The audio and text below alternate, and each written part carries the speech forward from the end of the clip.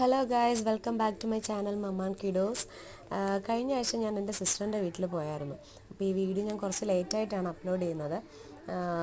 നമ്മുടെ വീട്ടിലില്ലാത്തൊരു സാധനം മറ്റെവിടെയെങ്കിലും കിട്ടുകയെന്നുണ്ടെങ്കിൽ നമുക്ക് ഭയങ്കര എന്താ പറയുന്നത്, ഒന്ന് രണ്ടെണ്ണമെങ്കിലും കഴിച്ചേ പറ്റത്തുള്ളൂ.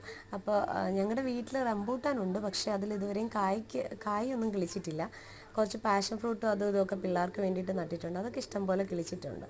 അപ്പോൾ റംബൂട്ടാൻ സിസ്റ്ററുടെ വീട്ടിൽ കഴിഞ്ഞ എനിക്കൊന്ന് ജൂലൈ ഒക്കെ ജൂൺ ഫസ്റ്റ് വീക്കിൽ പോയ സമയത്ത് നിറയെ കിളിച്ചിപ്പുണ്ടായിരുന്നു. പക്ഷെ അത് കാറ്റത്തും മഴയത്തും കുറേ അവിടെ നിന്ന് പൊഴിഞ്ഞു പോയി. അപ്പോൾ ഞാനിപ്പോൾ ചെന്നപ്പോഴത്തേക്ക് കുറച്ച് അവിടെ ഇവിടെയൊക്കെ കിളിച്ചിപ്പുണ്ട്. ചിലതൊക്കെ റെഡ് കളറിൽ നിൽക്കുന്നു, ചിലതൊക്കെ ഒന്നും പാകമായിട്ടില്ല. എന്നാലും എനിക്ക് അത് കണ്ടപ്പോഴത്തേക്ക് കഴിക്കാനുള്ള ഒരു ഇതായി.